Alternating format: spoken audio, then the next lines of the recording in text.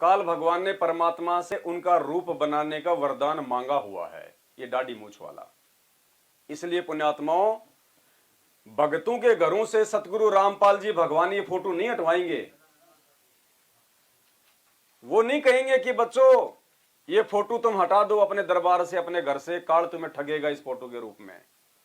क्योंकि उन्होंने तो फोटो को भगवान बता के हमारे को भक्ति समझाई है। उनकी मजबूरी थी इस फोटो को भगवान बताना, क्योंकि अगर गुरुजी हमें इस फोटो को भगवान नहीं बताते तो हम कभी भी ये भक्ति स्वीकार नहीं करते। अगर वे स्वयं कह देते कि मैं भगवान हूं, मैं ही कबीर हूं, तो हम मानते नहीं। तो उन्होंने फोटो का सहारा लिया नीचे के देवी देवताओं की, नीचे के नकली भगवानों की भक्ति छुड़वाने के लिए, कि एक बार कम से कम ये इन देवी देवताओं की 33 करोड़ की भैरव भूतों की तो भक्ति छोड़े। मुझे भगवान मानना तो बहुत दूर की बात है, उसके लिए तो बड़ा कलेजा चाहिए। तो परमात्मा ने नीचे की ओछी साधना छुड़वाने के लिए इस फोटो का सहारा लिया कि ये कबीर है, ये भगवान है। अगर गुरुजी फोटो ना दिखाते तो हम गुरुजी से ये सवाल करते बारंबार कि गुरुजी वो कबीर जी है कैसा जिसको आप जी कह रहे हो कि भगवान है, परमात्मा है, चारों युगों में आता है। तो गुरुजी कहते रहे भाई 650 साल पहले कोई कैमरे थोड़ी थे जो मैंने फोटो खींच रखी है। कैमरा थोड़ी था कोई 650 साल पहले भगवान की जो हम जो है फोटो खींच लेते। तो हम क्या कहते, गुरुजी अच्छी बात करते हो आप, त्रेता युग में रामचंद्र जी आए थे, उसकी फोटो तो सबके घरों में लग रही है। 5,500 साल पहले श्री कृष्ण जी आए थे, उसकी फोटो तो सबके घर में लग रही है। देवी देवताओं की फोटो लग रही, रावण की फोटो लग रही, और आप कह रहे हो कि 650 साल पहले वाले कबीर जी की फोटो ही नहीं है। इसलिए परमात्मा ने मजबूरी में इस फोटो को दिखाया कि भाई यो है कबीर भगवान, जिसको तुम कबीरदास कहते हो, जिसके तुम दोहे पढ़ते हो। इसलिए गुरुदेव की मजबूरी थी, या यूं कह लीजिए उनके लिए फोटो को भगवान बताना जरूरी था। और बाद में परमात्मा ने जब देखा अपने बच्चों की बुद्धि को कि अब इनके अंदर वो बातें समाने के लायक मेमोरी खाली हो गई, तो परमात्मा ने धीरे धीरे उस फोटो को रिजेक्ट करना शुरू कर दिया। अभी सुना आपने, परमात्मा ने कह दिया उसको तो दंडोत भी नहीं करना, चाहे वो साक्षात ही क्यों ना जाओ। देखना भी नहीं, उसकी तरफ झांकना भी नहीं है। तो जिसकी तरफ झांकना ही नहीं है, हम उसको दरबार में क्यों रखेंगे भाई? दरबार में रखेंगे तो हम तो रोज देखेंगे उसको फिर, और रोज देखेंगे तो हमारी आस्था रहेगी उसमें। तो ये बातें परमात्मा ने समझाने के लिए सात संगतियों का सहारा लिया। और इन चीजों को समझे बिना पुण्यात्मा इस कलयुग की पिछली पीढ़ी में हम भाई बहनों का मोक्ष नहीं हो सकता, जब तक हम अपने वर्तमान गुरु को भगवान नहीं मानेंगे।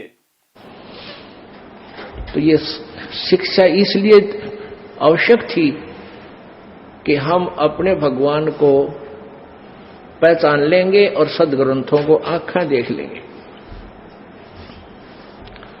तो 600 वर्ष पहले आकर परमात्मा 64 लाख को की बैटरी चार्ज करके चले गए। वो पार तो नहीं हुए, ना होने थे, क्योंकि जब तक हम प्रेजेंट गुरु को परमात्मा तुल्य मान कर उसके प्रति व्यवहार नहीं करेंगे, हम पार नहीं हो सकते। चाहे कितनी भक्ति कर लें, भक्ति अलग चीज है, वो आपको मिल जाएगी, लेकिन पार होने के लिए आपको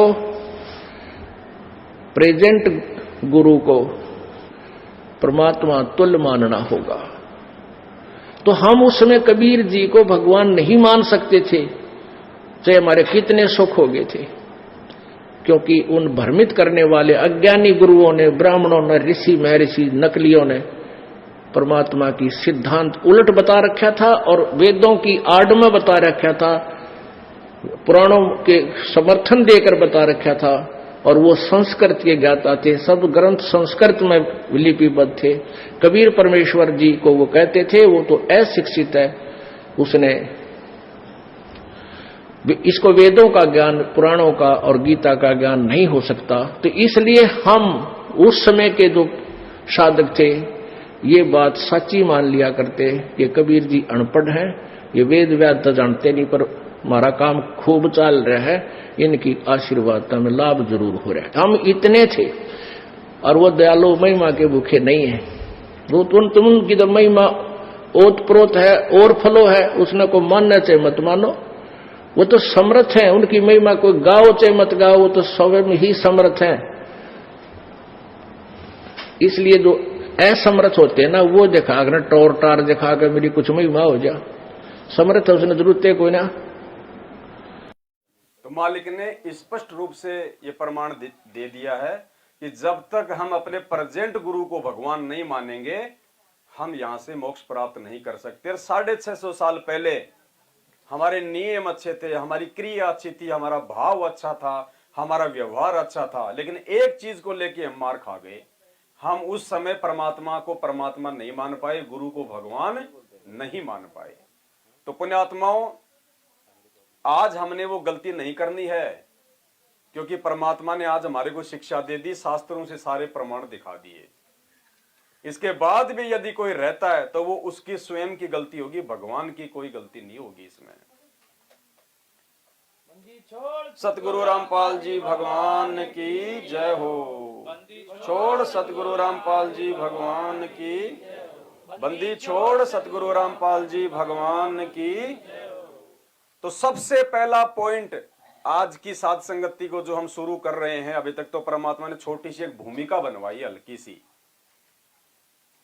सबसे पहला गुरु को भगवान, गुरु को परमात्मा, उनके अलावा सौपन में भी नहीं मानना, ना जानना कि कोई और भगवान होगा, कोई और परमात्मा होगा।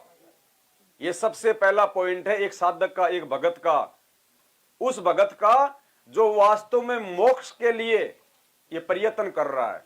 समाज, घर से, परिवार से जो इतना संघर्ष कर रहा है, अगर उसने अपने गुरु को भगवान मान के साधना नहीं की तो उसका संघर्ष, उसका प्रयत्न सब व्यर्थ है, सब बेकार है उसका।